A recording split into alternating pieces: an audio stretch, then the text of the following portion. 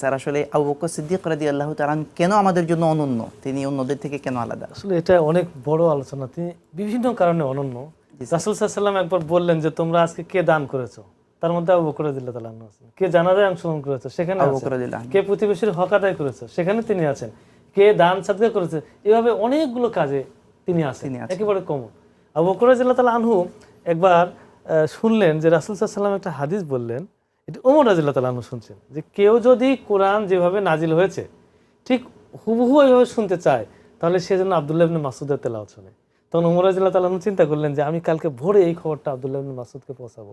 তিনি ভোরবেলা গিয়ে দেখেন আগেই আবু বকর রাদিয়াল্লাহু তাআলা আনহু খবরটা তাকে দিয়ে দিয়েছে। তো তিনি বললেন যা আমি আর পারলাম না, আবু বকর রাদিয়াল্লাহু তাআলা আনহুর সাথে কোনো কাজই আমি পারিনি। তিনি একবার শুনলেন যে মহল্লার খুব দূরে পাহাড়ে একজন দুস্থ মহিলা, তার খাবার দেওয়ার সিদ্ধান্ত নিলেন। দেখাশোনার কেউ নেই, কিন্তু উনি গিয়ে দেখেন যে আগে একজন খাবার দিয়ে গেছে।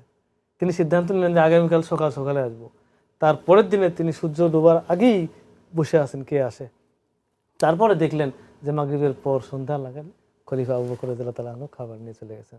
তখন তিনি আল্লাহর কাছে হাত তুলে দোয়া করলেন যে আল্লাহ, আমি হারেছি অন্য কারো কাছে নয়, মুসলিম জাহানের খলিফা আবু বকর সিদ্দিক রাদিয়াল্লাহু তাআলা আনহুর কাছে।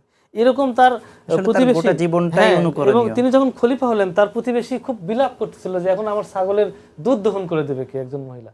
তখন তিনি বললেন তোমার চিন্তার কোনো কারণ নেই, আমি যথাসময়ে তোমার ছাগলের দুধ দহন। তার কোনো তুলনা চলে না। আসলে স্যার আমরা ইনশাআল্লাহ এমন বিষয় নিয়ে আলোচনা করছি, এটা দীর্ঘ সময় আলোচনা শুনতে ভালো লাগবে আমাদের দর্শকদের, কিন্তু আমাদের সময় বলে দিচ্ছে আজকে শেষ করতে হবে। প্রিয় দর্শক, দেখতে দেখতে সময় শেষ হয়ে গেল আমাদের। ইনশাআল্লাহ আমরা আমাদের প্রেরণার বাতিঘরদেরকে নিয়ে আরও আলোচনা করব। আগামী পর্বে দেখা হবে আপনাদের সাথে। ততক্ষণ আল্লাহ আপনাদেরকে ভালো রাখুন, সুস্থ রাখুন। সুবহানাকাল্লাহুম্মা বিহামদিকা আশহাদু আল্লা ইলাহা ইল্লা আনতা আস্তাগফিরুকা ওয়া আতুবু ইলাইক।